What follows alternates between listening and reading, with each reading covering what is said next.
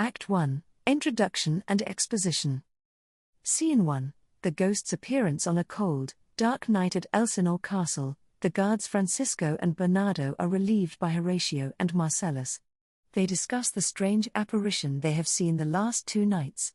The atmosphere is thick with tension and foreboding, highlighting the eerie setting and the sense of unease that pervades the castle.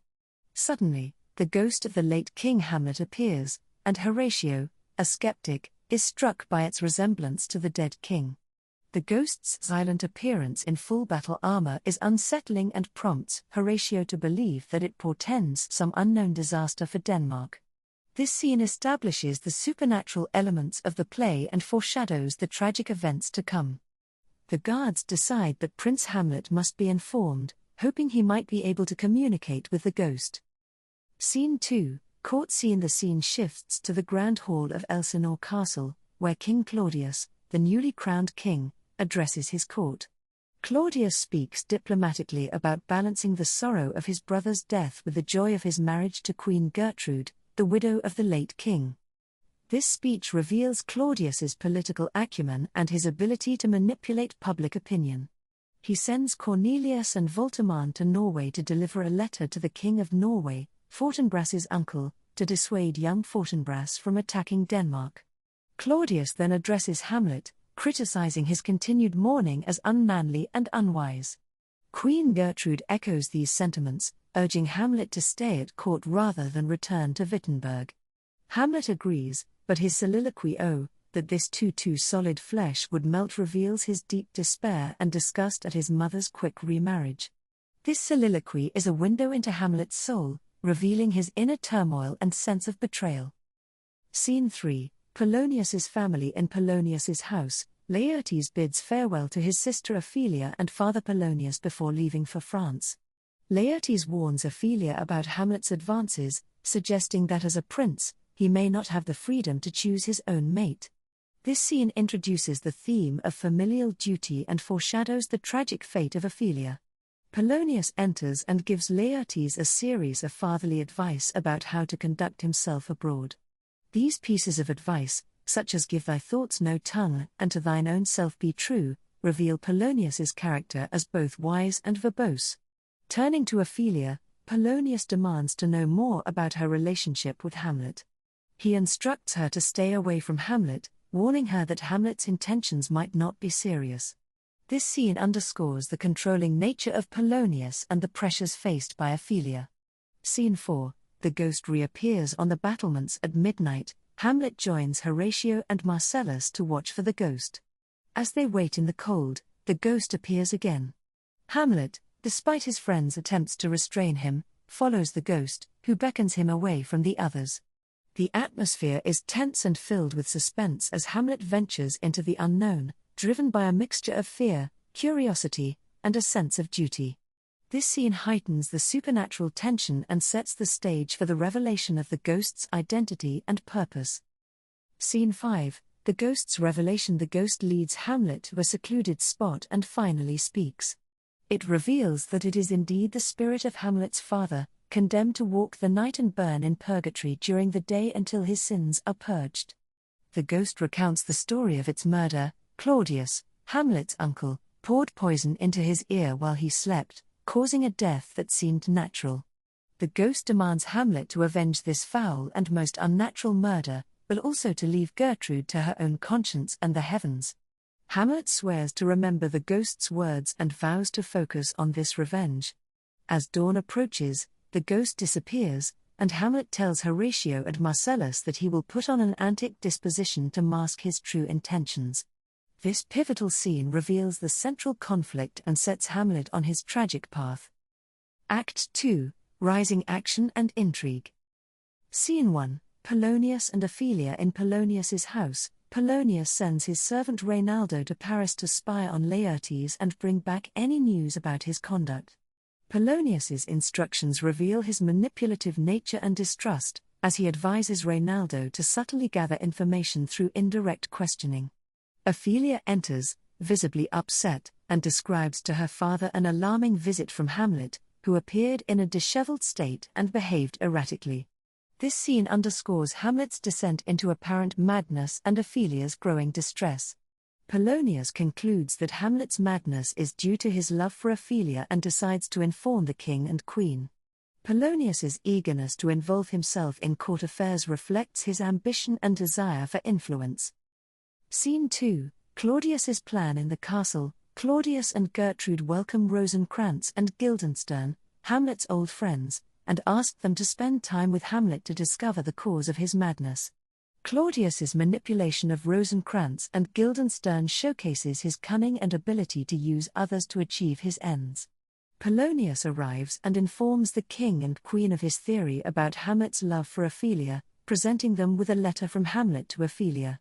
Claudius and Polonius then plan to hide and observe an encounter between Hamlet and Ophelia to verify this theory. This scene highlights the theme of surveillance and the lengths to which the characters will go to uncover the truth. Hamlet's interactions with Rosencrantz and Guildenstern. Rosencrantz and Guildenstern approach Hamlet under the guise of friendship, but Hamlet quickly realizes they have been sent by the king. He confronts them about their motives and speaks cynically about the nature of human beings, expressing his disillusionment with humanity in the speech "What a piece of work is a man." Hamlet's sharp wit and keen insight into human nature are evident in this interaction. His ability to see through their pretense underscores his intelligence and growing mistrust of those around him. The players arrive. A troupe of actors arrives at Elsinore, and Hamlet greets them warmly. He asks one of the players to recite a speech from a play about the fall of Troy, and is moved by the actor's passionate delivery. This scene serves as a moment of introspection for Hamlet, as he compares the actor's genuine emotion to his own inaction. Hamlet then requests they perform The Murder of Gonzago, a play that includes a scene resembling the circumstances of his father's murder, with additional lines written by Hamlet himself. Hamlet hopes to use the play to observe Claudius's reaction and determine his guilt. In a soliloquy, "Oh, what a rogue and peasant slave am I," Hamlet criticizes himself for his inaction and resolves to use the play to confirm Claudius's guilt. This soliloquy delves deep into Hamlet's psyche, revealing his frustration and self-loathing. Act 3, Climax and Turning Point. Scene 1, the nunnery scene. Claudius and Polonius hide to eavesdrop on a conversation between Hamlet and Ophelia. Hamlet enters, delivering the to-be, or not-to-be soliloquy, contemplating life, death, and the nature of existence. This soliloquy is one of the most famous in literature, encapsulating Hamlet's existential crisis. Ophelia approaches and attempts to return Hamlet's tokens of love, but Hamlet reacts harshly, accusing her of dishonesty and questioning her chastity. He tells her to go to a nunnery, suggesting she would be better off in a convent than dealing with the corrupt world. Claudius, overhearing this, becomes suspicious and decides to send Hamlet to England, fearing a threat to his own safety. This scene highlights Hamlet's complex relationship with Ophelia and his growing paranoia. Scene 2, the play within a play. Hamlet instructs the players on how to perform The Murder of Gonzago, emphasizing the importance of natural acting. As the play unfolds, Hamlet and Horatio observe Claudius closely. The play's plot mirrors the murder of King Hamlet, with the poison poured into the ear of the sleeping king. When the scene is performed, Claudius reacts with visible agitation, abruptly stopping the performance and leaving the room. This reaction confirms to Hamlet that Claudius is guilty. The use of the play as a mouse-trap demonstrates Hamlet's cleverness and strategic thinking. Hamlet confronts his mother, Gertrude, in her chamber, urging her to repent and avoid Claudius. This scene is a turning point, as Hamlet gains proof of Claudius's guilt and further alienates himself from the court. Scene 3, Claudius's soliloquy. Claudius, deeply troubled by his conscience, tries to pray for forgiveness. In his soliloquy, he admits his guilt in the murder of King Hamlet but acknowledges that he cannot sincerely repent, as he still enjoys the fruits of his crime, the crown, the queen, and his ambition. This soliloquy reveals Claudius's inner conflict and the profound depth of his guilt. Hamlet comes upon Claudius praying and contemplates killing him. However, he refrains, reasoning that killing Claudius while he is praying might send his soul to heaven. Hamlet decides to wait for a moment when Claudius is engaged in a sinful act. This hesitation marks a significant moment in Hamlet's moral and philosophical journey, as he grapples with the implications of his actions and the concept of eternal justice. Scene 4, the closet scene in Gertrude's private chambers. Hamlet confronts his mother, expressing his disgust at her marriage to Claudius. During their heated exchange, Hamlet hears a noise behind the curtain and, thinking it is Claudius, stabs through the fabric, killing Polonius. This rash act of violence further complicates Hamlet's situation and foreshadows the tragic events to come. The ghost reappears, visible only to Hamlet, reminding him of his purpose. Hamlet urges Gertrude to repent and to distance herself from Claudius. This scene escalates the tension and sets in motion the tragic consequences that follow, highlighting the themes of guilt, repentance, and the devastating impact of Hamlet's actions. Act 4. Falling action and escalation. Scene 1. Aftermath of Polonius's death. Gertrude, shaken by the confrontation and Polonius's death, informs Claudius. Claudius, realizing the danger Hamlet poses, decides to send him to England immediately. He instructs Rosencrantz and Guildenstern to accompany Hamlet and carry sealed orders for his execution. This scene illustrates Claudius's increasing desperation and willingness to eliminate any threat to his power. Scene 2. Hamlet's confrontation. Hamlet is confronted by Rosencrantz and Guildenstern about the location of Polonius's body. He mocks them, calling Rosencrantz a sponge that soaks up the king's favors, only to be squeezed out later.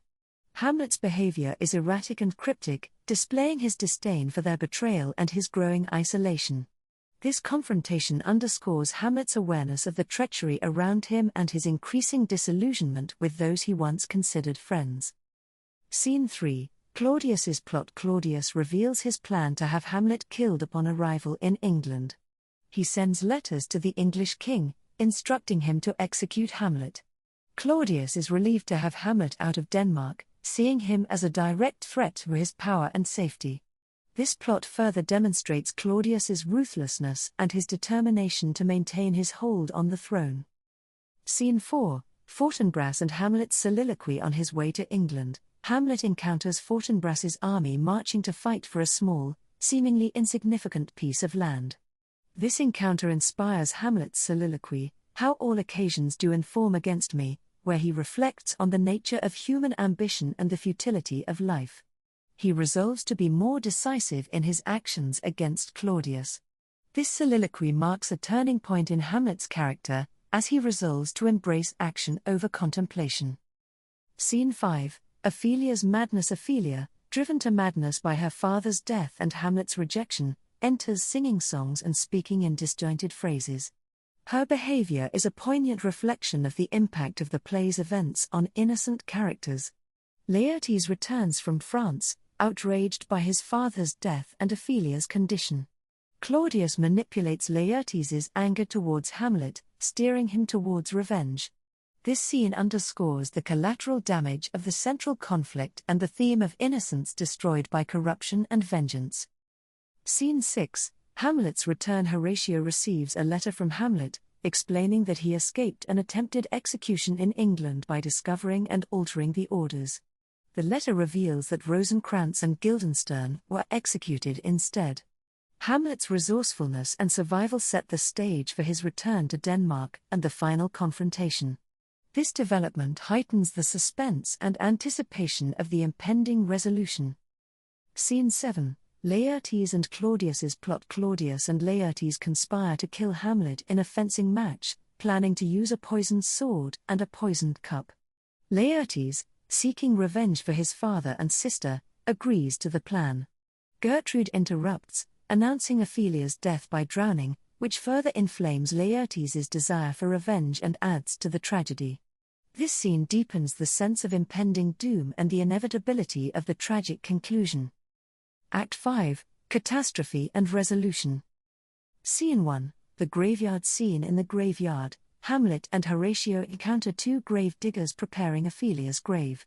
Hamlet engages in a philosophical conversation with the grave diggers, reflecting on the inevitability of death and the equality it brings to all, regardless of status.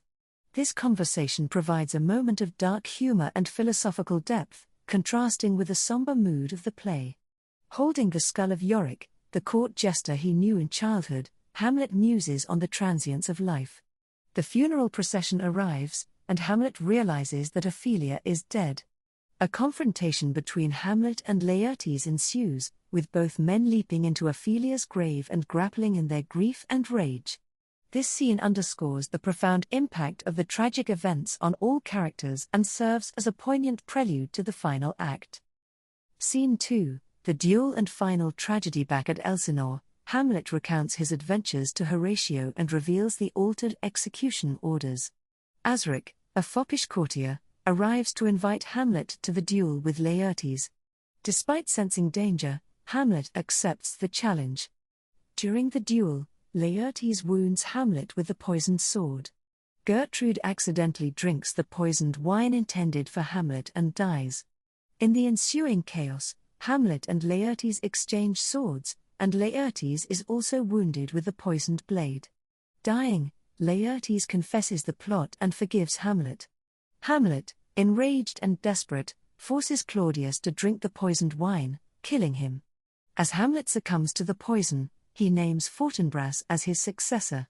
Fortinbras arrives, claiming the throne, and orders a military funeral for Hamlet, recognizing his nobility and tragic fate. This final scene brings the play to a devastating and cathartic conclusion, highlighting the themes of justice, revenge, and the tragic consequences of human actions. Act 1, The Prophecy and Ambition. Scene 1, The Witch's Prophecy. The play opens with thunder and lightning on a desolate heath, setting a dark and ominous tone. Three witches, or weird sisters, appear, discussing their next meeting and the chaos they will bring. They plan to meet Macbeth after the battle to deliver their prophecies. This scene establishes the supernatural elements of the play and foreshadows the central role of the witches in influencing Macbeth's actions. Scene 2, Duncan's Camp. King Duncan of Scotland receives news of the battle against the traitorous Macdonald and the invading Norwegian forces. A wounded sergeant and Ross, a Scottish nobleman, report that Macbeth, the Thane of Glamis, fought valiantly and defeated the enemies. Duncan decides to reward Macbeth with the title of Thane of Cawdor, as the previous Thane has been condemned for treason. This scene introduces Macbeth as a heroic figure and sets up his initial loyalty to the king. Scene 3, Macbeth and Banquo meet the witches. On a barren heath, Macbeth and Banquo encounter the three witches. They hail Macbeth as the Thane of Glamis, Thane of Cawdor, and future king. Banquo is told that his descendants will be kings, though he will not. The witches vanish, leaving Macbeth and Banquo to ponder the prophecies. Ross and Angus arrive to inform Macbeth of his new title as Thane of Cawdor, confirming part of the witches' prophecy. Macbeth begins to contemplate the possibility of becoming king, revealing his latent ambition. Scene 4, Duncan's Decision. At Forres, Duncan expresses his gratitude to Macbeth and Banquo. He names his son Malcolm as his heir, the Prince of Cumberland, which Macbeth sees as an obstacle to his own ambition. Macbeth's aside reveals his dark thoughts about the prophecy and his desire for power, foreshadowing his willingness to take drastic actions. Scene 5, Lady Macbeth's Ambition. At Macbeth's castle, Lady Macbeth reads a letter from her husband about the witches' prophecies. She fears Macbeth is too kind to seize the crown and resolves to push him towards action. When Macbeth arrives, she persuades him to murder Duncan that very night, questioning his manhood and resolve. This scene establishes Lady Macbeth as a driving force behind Macbeth's actions and highlights her ambition and ruthlessness. Scene 6, Duncan arrives at Macbeth's castle. Duncan arrives at Macbeth's castle and is warmly welcomed by Lady Macbeth, who hides her murderous intentions behind a facade of hospitality. This scene juxtaposes the appearance of loyalty and kindness with the dark plans brewing within the castle. Scene 7, Macbeth's Dilemma. Alone, Macbeth contemplates the consequences of murdering Duncan. He lists the reasons against it. Duncan is his kinsman and guest, a good and virtuous king, and the murder would lead to guilt and retribution. Lady Macbeth enters and scorns his hesitation, questioning his courage. She lays out a plan to frame Duncan's guards for the murder. Macbeth, swayed by her determination and taunts, resolves to proceed with the murder. This scene highlights Macbeth's internal conflict and Lady Macbeth's manipulative power. Act 2, The Murder and its Aftermath. Scene 1, Macbeth's Vision. Late at night, Banquo and his son Fleance encounter Macbeth, who is preparing for the murder. Banquo mentions his uneasy dreams about the witches. After they leave, Macbeth hallucinates a dagger leading him to Duncan's chamber, symbolizing his dark intentions and growing insanity. He resolves to follow through with the plan, despite his mounting fear and guilt. Scene 2, The Murder of Duncan. Lady Macbeth waits anxiously as Macbeth commits the murder. When he returns, he is distraught and guilt-ridden, having brought the bloody daggers with him. Lady Macbeth takes control, returning the daggers to frame the guards and smearing them with blood. This scene underscores the psychological burden of their crime and the dynamic between Macbeth and Lady Macbeth. Scene 3, The Discovery. A drunken porter provides comic relief as he answers the door to Macduff and Lennox, who have come to see the king. Macbeth leads them to Duncan's chamber, where they discover the murder. Macbeth kills the guards in a supposed fit of rage, claiming it was out of loyalty to Duncan. Duncan's sons, Malcolm and Donalbain, flee in fear for their lives, suspecting that they might be the next targets. This scene heightens the tension and sets in motion the ensuing chaos and suspicion. Scene 4, The Reaction. Ross and an old man discuss the unnatural events that have occurred since Duncan's murder, reflecting the disorder in the natural world caused by Macbeth's crime. Macduff arrives and informs them that Macbeth has been named king, but he harbors suspicions about Macbeth's involvement in Duncan's death. This scene establishes Macduff as a potential antagonist to Macbeth and foreshadows future conflicts. Act 3, The Tyranny and the Guilt. Scene 1, Banquo's Suspicion. At Forres, Banquo reflects on the witch's prophecy and suspects that Macbeth has achieved the throne through foul means. Macbeth, now king, fears Banquo and his descendants, as the witches foretold. He convinces two murderers that Banquo is their enemy and arranges for Banquo and Fleance to be killed. This scene reveals Macbeth's growing paranoia and willingness to kill to secure his power. Scene 2, Lady Macbeth's Unease. Lady Macbeth expresses her unease and growing guilt to Macbeth. She finds no joy in their new position, sensing that their crimes have brought only anxiety and fear. Macbeth reassures her but hints at further violent actions to secure their power. This scene explores the psychological consequences of their actions on both Macbeth and Lady Macbeth. Scene 3, Banquo's Murder. The murderers, joined by a third, ambush Banquo and Fleance on their way to a royal banquet. They kill Banquo, but Fleance escapes. Banquo's dying words urge his son to flee and avenge his death. This scene demonstrates Macbeth's increasing ruthlessness and the persistence of the witch's prophecy despite his efforts. Scene 4, The Banquet. At the royal banquet, Macbeth sees Banquo's ghost sitting at the table, a manifestation of his guilt and paranoia. His erratic behavior alarms the guests, and Lady Macbeth attempts to explain it away as a momentary fit. The ghost's repeated appearances drive Macbeth to a state of near madness, revealing the psychological torment of his actions. This scene is pivotal in showing the unraveling of Macbeth's mind and the strain on his and Lady Macbeth's relationship. Scene 5, Hecate's Plan. Hecate, the goddess of witchcraft, scolds the three witches for meddling with Macbeth without her involvement. She tells them to prepare for Macbeth's visit and to conjure more apparitions to lead him to his downfall. This scene adds a layer to the supernatural manipulation in the play, showing that Macbeth is being deliberately led to ruin. Scene 6, Lennox and a Lord. Lennox and another lord discuss the current state of affairs in Scotland, hinting at their suspicions of Macbeth's involvement in the murders. They mention that Macduff has gone to England to seek help from Malcolm and raise an army against Macbeth. This scene sets up the growing opposition to Macbeth's tyranny and foreshadows the coming conflict. Act 4, The Descent into Madness. Scene 1, The Witches' Apparitions. Macbeth visits the witches, demanding more prophecies. They show him three apparitions, an armed head warning him to beware of Macduff, a bloody child telling him that no one born of a woman will harm him, and a crowned child holding a tree, assuring him that he will not be vanquished until Burnham Wood comes to Dunsinane Hill. Lastly, they show him a line of kings descended from Banquo, confirming that Banquo's heirs will inherit the throne. Macbeth resolves to kill Macduff's family, demonstrating his increasing desperation and cruelty. Scene 2: The murder of Macduff's family. At Macduff's castle, Lady Macduff laments her husband's flight, feeling abandoned and unprotected. A messenger warns her to flee, but it is too late. Murderers sent by Macbeth arrive and kill Lady Macduff and her children. This brutal act underscores Macbeth's descent into tyranny and the widespread suffering caused by his actions. Scene 3: Malcolm and Macduff. In England, Malcolm tests Macduff's loyalty by pretending to be even more corrupt than Macbeth. Once convinced of Macduff's integrity, Malcolm reveals his true character and pledges to reclaim Scotland.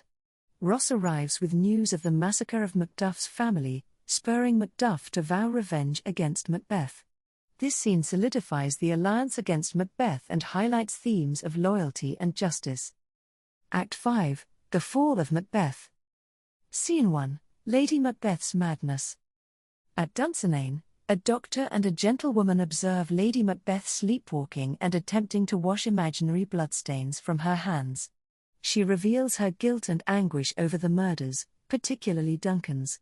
This scene illustrates the psychological toll of her crimes and foreshadows her tragic end. Scene 2: The Scottish forces mobilize. Scottish forces, led by Malcolm, Macduff, and others, converge near Burnham Wood. They discuss the tyrannical rule of Macbeth and prepare to join forces with the English army. This scene builds the anticipation for the final confrontation. Scene 3: Macbeth's defiance. At Dunsinane, Macbeth clings to the witch's prophecies, believing himself invincible. He dismisses reports of the approaching army and resolves to fight to the end. His defiance is tinged with despair and a sense of inevitability.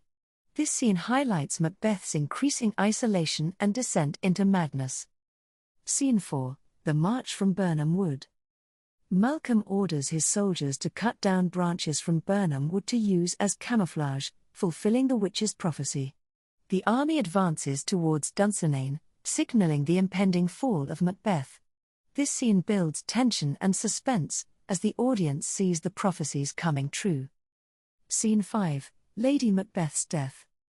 As Macbeth prepares for battle, he is informed of Lady Macbeth's death, likely by suicide. He reflects on the futility of life in the famous soliloquy, "Tomorrow, and tomorrow, and tomorrow." This moment reveals his profound despair and recognition of the emptiness of his ambitions. Scene 6: The Final Battle. The battle commences outside Dunsinane. Macbeth, still confident in the witch's prophecies, fights bravely but is confronted by Macduff. Macduff reveals that he was born by caesarean section, not of woman born, fulfilling the prophecy. He kills Macbeth in combat.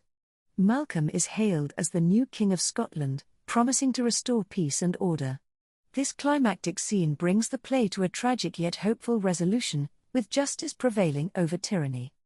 Act 1: Introduction and Conflict.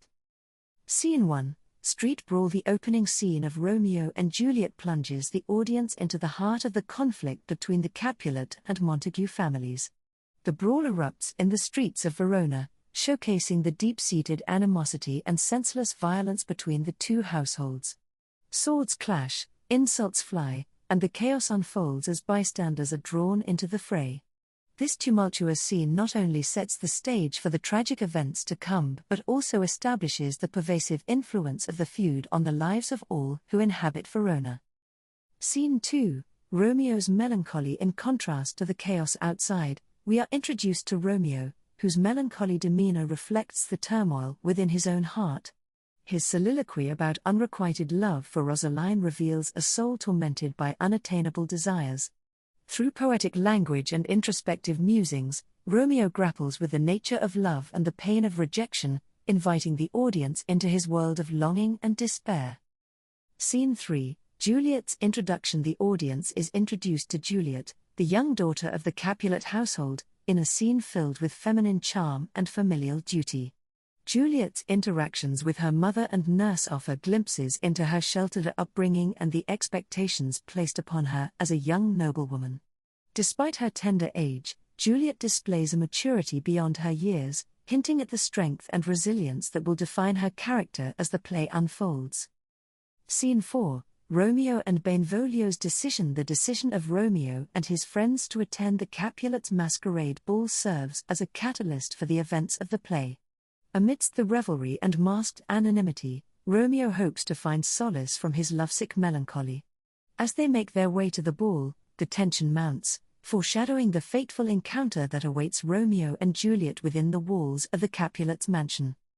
Scene 5. Romeo and Juliet's meeting. The iconic meeting between Romeo and Juliet at the masquerade ball is a moment of instant and profound connection. Amidst the swirling dance and music, time seems to stand still as Romeo and Juliet are drawn to each other like magnets. Their first exchange of words is laden with poetic imagery and shared passion, transcending the bounds of social convention and family enmity. In this enchanted moment, Romeo and Juliet find in each other a love that defies reason and defies fate. Act 2. Romance and Secrecy. Scene 1. Romeo's soliloquy. Under the cover of night, Romeo seeks solace in the sanctuary of Juliet's orchard, where he pours out his heart in a soliloquy of longing and devotion. Surrounded by the fragrance of blossoming flowers and the rustle of leaves, Romeo's words echo in the stillness of the night, a testament to the intensity of his love for Juliet. Through his impassioned declaration, Romeo reveals the depths of his soul and the fervor with which he pursues his beloved. Scene 2. The balcony scene. The balcony scene is a timeless masterpiece of romantic literature, capturing the essence of forbidden love and youthful passion. As Romeo stands beneath Juliet's balcony, their whispered words of love float on the night air like a symphony of longing and desire. Against the backdrop of the moonlit garden, Romeo and Juliet pledge themselves to each other, oblivious to the world around them.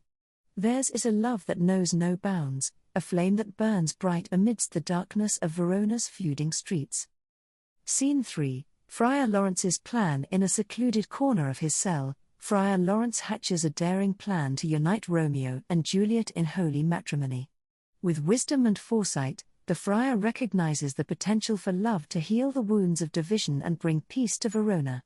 Despite the risks involved, he agrees to marry the young lovers, hoping to turn the tide of fate and reconcile the warring factions. In this pivotal scene, the friar emerges as a voice of reason and compassion, offering hope amidst the chaos of the world. Scene 4. Mercutio and Benvolio search. As night gives way to dawn, Mercutio and Benvolio embark on a search for their friend Romeo, whose absence weighs heavily on their hearts. Amidst the bustling streets of Verona, their banter and camaraderie provide a moment of levity amidst the mounting tension. Yet beneath their jests lies a sense of unease, as they sense the looming threat of violence that threatens to shatter the fragile peace of the city. In this scene, Mercutio and Benvolio serve as both comic relief and tragic foils, embodying the dual nature of Verona's society. Scene 5. Romeo and Juliet's marriage. In the quiet sanctuary of Friar Lawrence's cell, Romeo and Juliet exchange vows of love and fidelity, sealing their bond in secret ceremony. Against the backdrop of flickering candlelight and the murmured prayers of the friar. Act 3. Tragedy and Fate. Scene 1. Mercutio's death. The scorching midday sun casts a harsh light on the streets of Verona as Mercutio, ever the provocateur, engages in a verbal sparring match with Tybalt. Their exchange escalates into a deadly duel, fueled by pride and simmering animosity. Mercutio's wit and bravado are on full display as he faces his adversary with a mixture of defiance and amusement. However, the encounter takes a tragic turn when Romeo intervenes to break up the fight, inadvertently causing Mercutio's fatal injury. The suddenness of Mercutio's death shocks both the characters and the audience, plunging Verona into a maelstrom of grief and retribution. Scene 2. Romeo's banishment. With Mercutio's blood still fresh on the cobblestones, Romeo confronts Tybalt in a fit of righteous fury, seeking vengeance for his friend's death. In a desperate struggle, Romeo takes Tybalt's life, sealing his own fate in the process. The arrival of Prince Escalus, accompanied by the grieving families, marks the beginning of Romeo's downfall. Despite the impassioned pleas of Lady Capulet for justice, Prince Escalus decrees Romeo's banishment from Verona, casting him out into the unknown with a heavy heart and a burdened soul. Romeo's exile serves as a turning point in the play, setting the stage for the tragic events that follow and deepening the divide between the feuding families. Scene 3. Juliet's despair. As night falls over Verona, Juliet waits anxiously for her beloved Romeo to visit her chamber. The flickering candlelight casts long shadows across the room as Juliet's anticipation turns to dread. When the nurse delivers the news of Romeo's banishment, Juliet's world shatters into a million pieces. The anguish of her realization is palpable as she grapples with the devastating consequences of her love for Romeo. In a moment of desperate resolve, Juliet seeks solace in the arms of Friar Lawrence, who offers her a dangerous solution to her plight. The scene is suffused with a sense of impending doom, as Juliet's fate hangs in the balance and the forces of fate conspire against her. Scene 4. The Capulets' wedding preparations. Amidst the bustling preparations for Juliet's impending marriage to Paris, the Capulet household is engulfed in a whirlwind of activity. The sounds of laughter and music echo through the halls as the servants bustle about, attending to every detail of the extravagant affair. Yet amidst the joyous celebrations, a shadow of sorrow looms over the proceedings, as Juliet's heart weighs heavy with the burden of her secret. The scene serves as a poignant reminder of the fragility of happiness and the inevitability of tragedy in a world torn apart by hatred and division. Scene 5. Juliet's death. In a secluded chamber of the Capulet mansion, Juliet prepares to take the potion given to her by Friar Lawrence, unaware of the dire consequences that await her. As she raises the vial to her lips, a sense of dread washes over her, mingling with the thrill of anticipation. With trembling hands, she swallows the bitter draught, sealing her fate and sealing the fate of Verona. The scene is fraught with tension and suspense, as Juliet's life hangs in the balance, caught between the forces of love and destiny. As she falls into a death-like slumber, the stage is set for the final act of this tragic tale, where love and loss collide in a cataclysmic crescendo of sorrow and despair. Act 4. Desperation and Deception. Scene 1. Friar Lawrence's plan. In the quiet solitude of Friar Lawrence's cell, Juliet seeks refuge from the storm of emotions raging within her. Desperate to escape the fate that awaits her at the hands of her family, Juliet turns to the only ally she has left, Friar Lawrence. With cunning and determination, the friar devises a daring plan to rescue Juliet from her impending marriage to Paris. As he hands her a vial of potent potion, Friar Lawrence warns Juliet of the risks involved, yet offers her a glimmer of hope amidst the darkness that surrounds her. Scene 2. Juliet's pretense. Armed with the friar's potion, Juliet returns to her family's estate, where the preparations for her wedding to Paris are in full swing. With a heavy heart and a steely resolve, Juliet dons a mask of deception, concealing her true intentions from her unsuspecting family. In a scene filled with tension and suspense, Juliet's every word and gesture is laden with hidden meaning, as she plays the role of the dutiful daughter while secretly plotting her escape. Scene 3. Juliet's solitude. Alone in her chamber, Juliet grapples with the enormity of the task before her, as she prepares to take the potion that will plunge her into a death-like slumber. In a moment of quiet introspection, Juliet reflects on the sacrifices she has made in the name of love, and the toll that her forbidden romance has taken on her soul. As she raises the vial to her lips, Juliet is consumed by a mixture of fear and anticipation, knowing that her fate is now inexorably bound to the whims of fate. Scene 4. The Capulets' grief. As dawn breaks over Verona, the Capulet household is plunged into mourning at the news of Juliet's supposed demise. Amidst the wailing and lamentations of her family, Juliet lies cold and still in her bed, her lifeless form a grim reminder of the fragility of human existence. In a scene filled with raw emotion and palpable sorrow, the Capulets grapple with the suddenness of their loss, while secretly mourning the daughter they never truly understood. Scene 5. The discovery of Juliet's apparent death sends shockwaves through the streets of Verona, as the citizens grapple with the tragic news. In a scene filled with confusion and disbelief, the nurse and Friar Lawrence scramble to conceal the truth of Juliet's deception, fearing the repercussions of their actions. Yet even as they strive to protect Juliet's memory, the spectre of death looms large over Verona, casting a shadow of despair over the city and its inhabitants. Act 5, Tragic Resolution. Scene 1, Romeo's return. As dawn breaks over the streets of Verona, Romeo returns to the city under the cover of darkness, his heart heavy with grief and his mind consumed by thoughts of Juliet. In a scene filled with foreboding and despair, Romeo wanders the deserted streets, haunted by the memories of his lost love. Despite the dangers that await him, Romeo is determined to see Juliet one last time, to bid her farewell and to take his own life beside her. Scene 2, Friar Lawrence's message. In the quiet sanctuary of Friar Lawrence's cell, a messenger arrives with news of Romeo's banishment and Juliet's apparent death.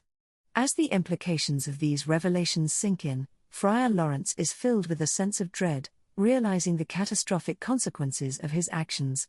In a desperate bid to avert further tragedy, the friar sets out to inform Romeo of Juliet's plan, hoping to spare them both from a fate worse than death. Scene 3, the catacombs. In the dimly lit catacombs beneath the Capulet mansion, Romeo descends into the depths of despair, his heart torn between love and despair.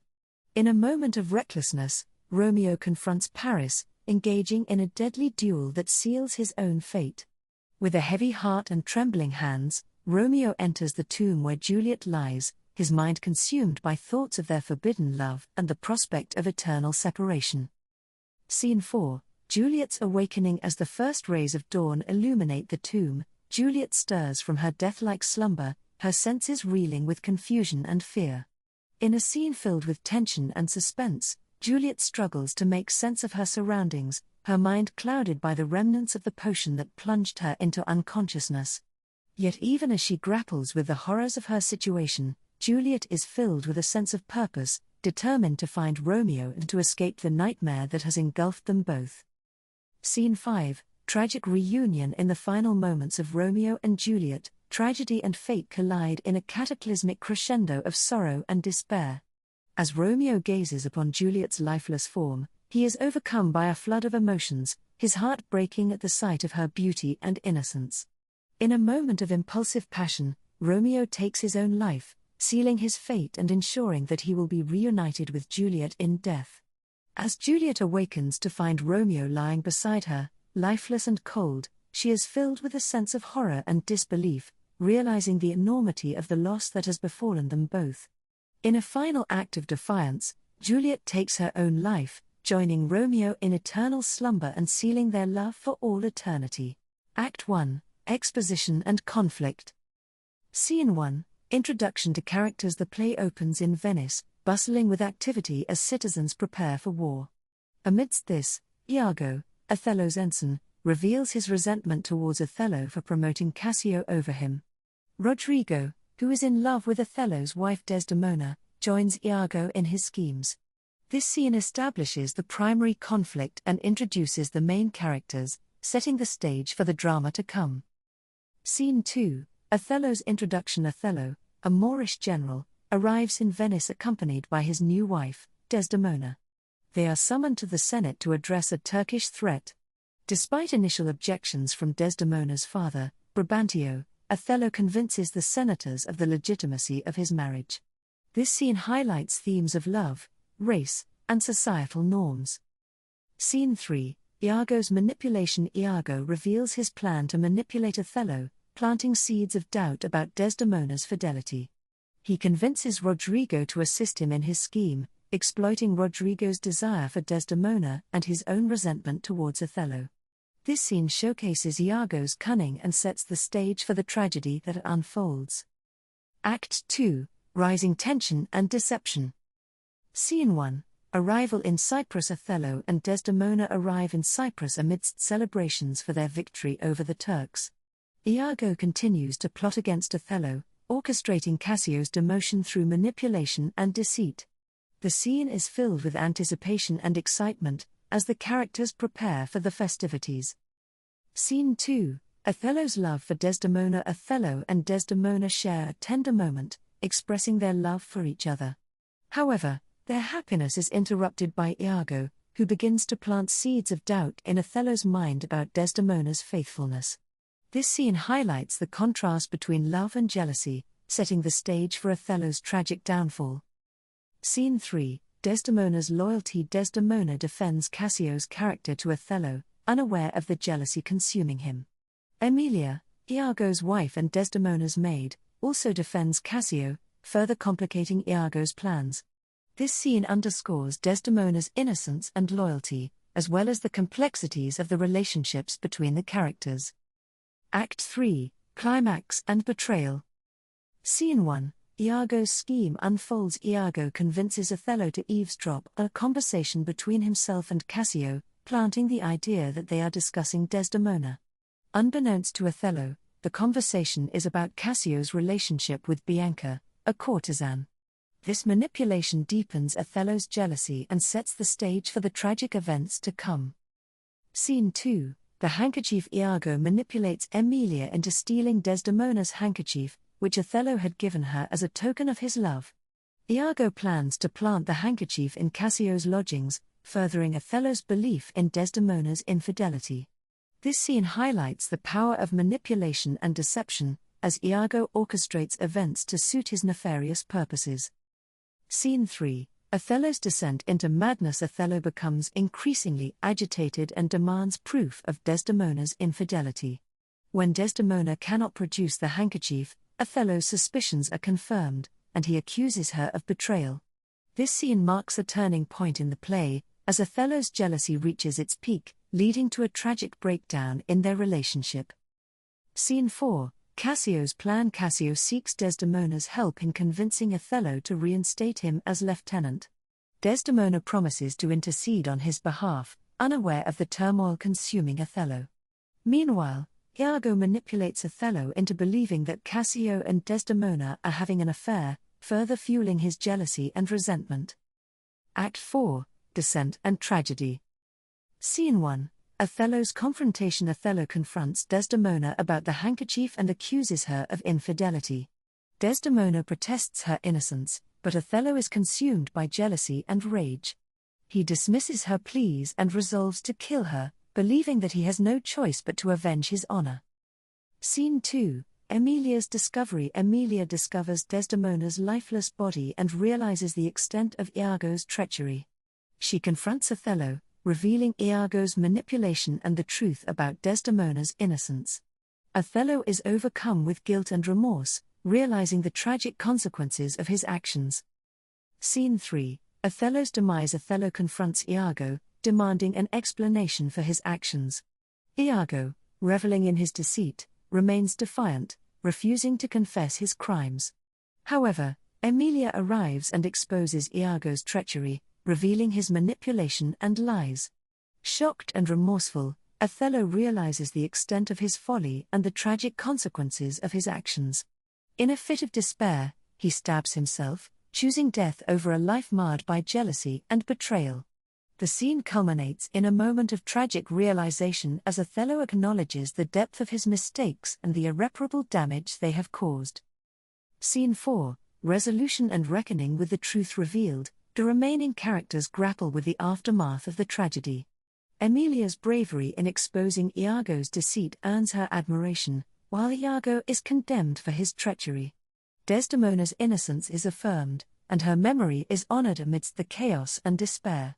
The scene serves as a reckoning for the characters, as they come to terms with the consequences of their actions and the fragility of human nature.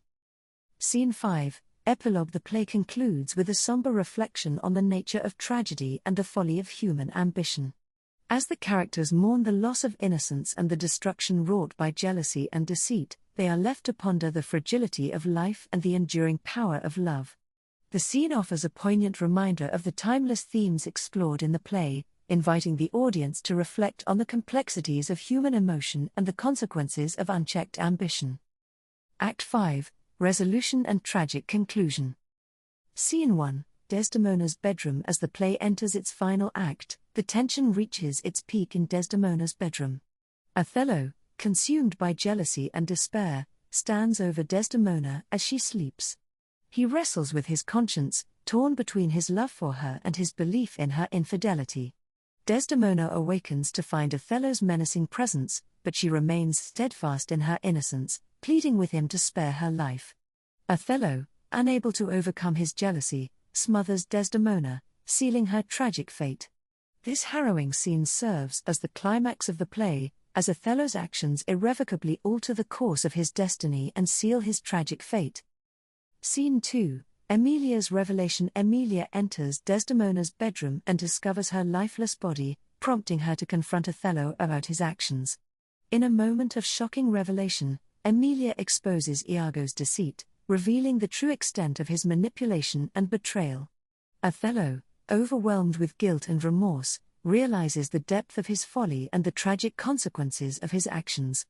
Emilia's bravery in confronting Othello serves as a testament to her integrity and moral fortitude, as she exposes the truth amidst the chaos and despair.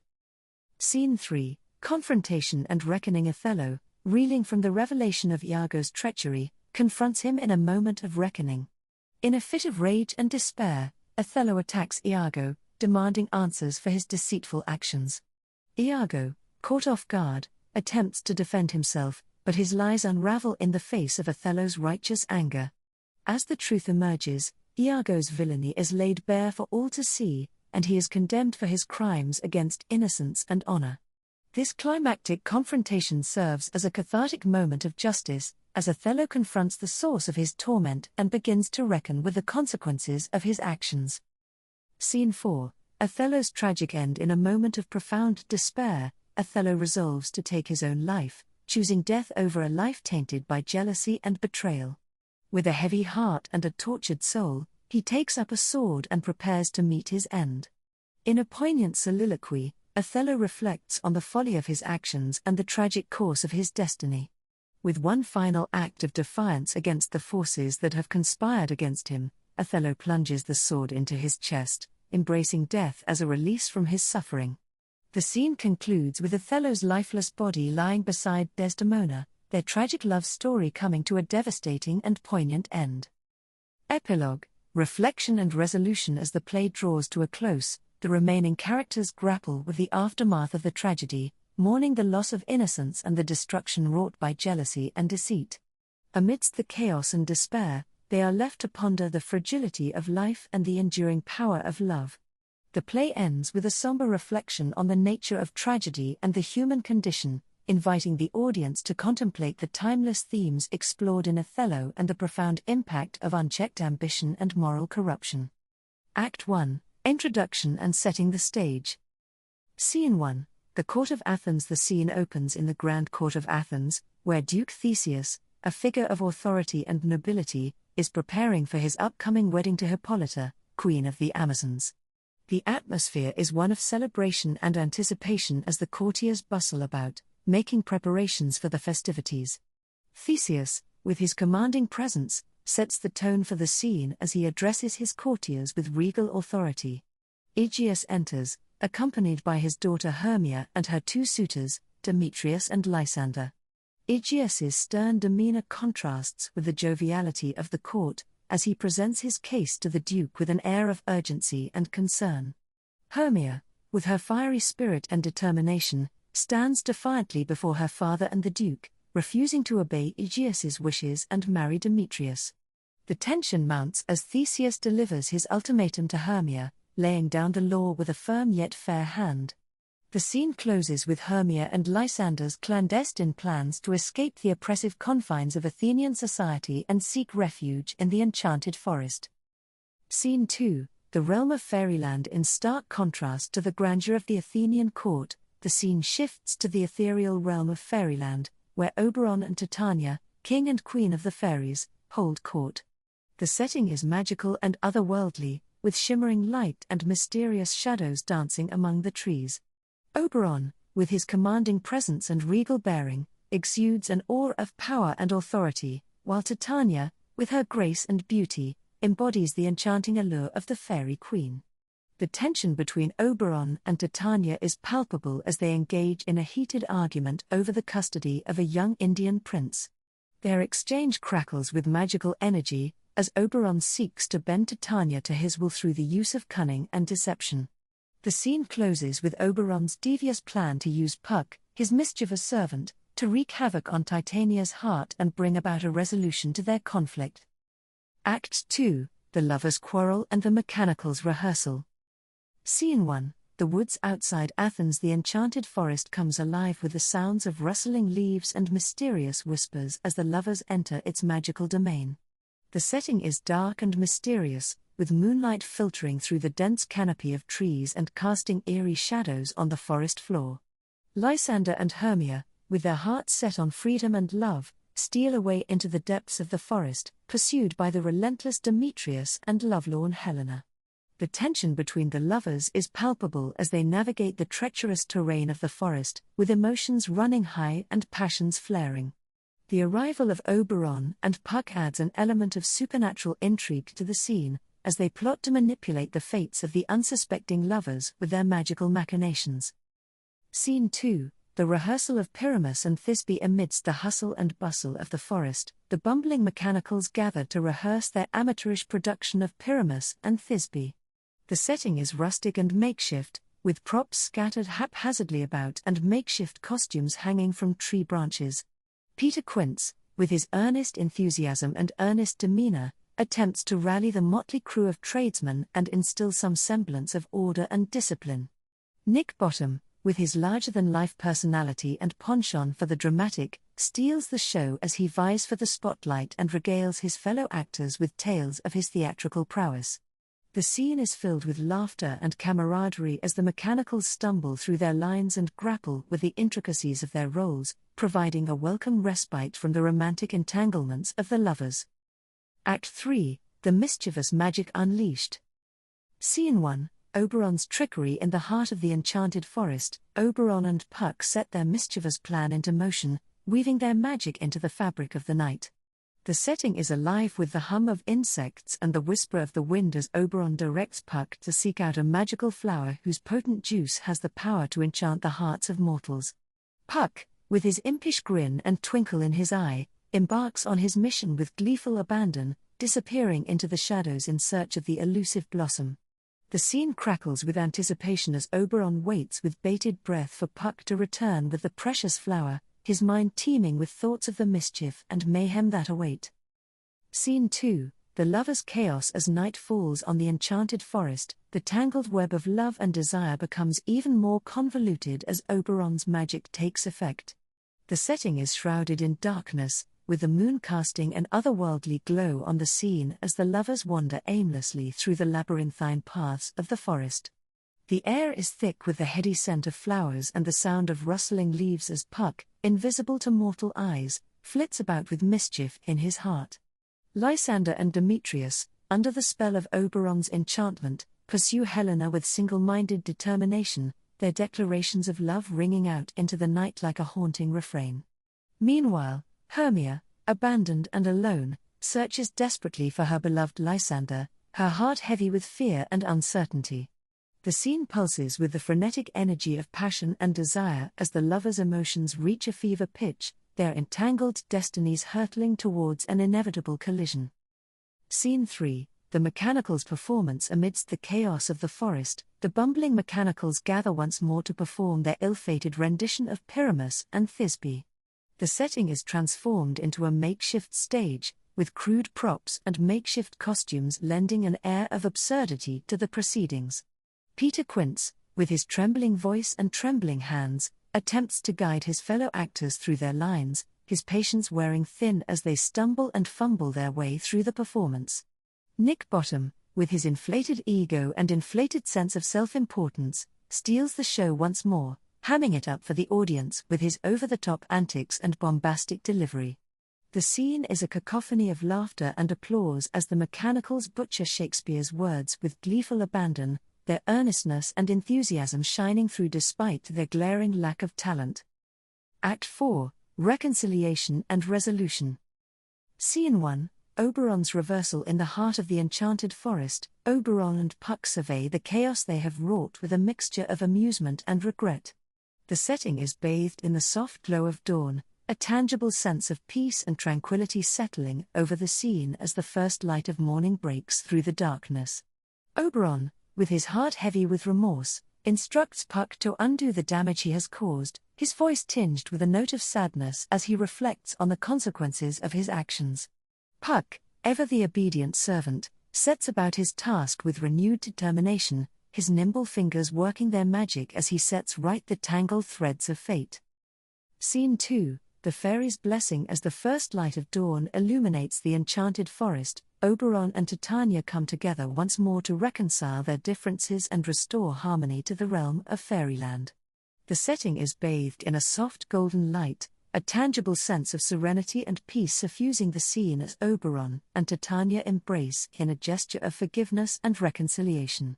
The air is filled with the sweet scent of flowers and the melodious song of birds as Oberon bestows his blessing upon the newly reunited lovers, their hearts overflowing with joy and gratitude. The scene is a testament to the enduring power of love and the timeless wisdom of forgiveness, a poignant reminder that even the darkest of storms can give way to the light of dawn. Act 5, the wedding celebration and epilogue. Scene 1, the wedding festivities and epilogue. In the grandeur of the Athenian court, Duke Theseus and Queen Hippolyta come together once more to celebrate their long-awaited union in a lavish wedding ceremony fit for royalty. The setting is resplendent with flowers and finery, a tangible sense of joy and anticipation filling the air as the courtiers gather to witness the happy occasion. The scene is alive with music and laughter as the guests dance and feast in celebration of love and unity, their hearts brimming with hope and happiness for the future.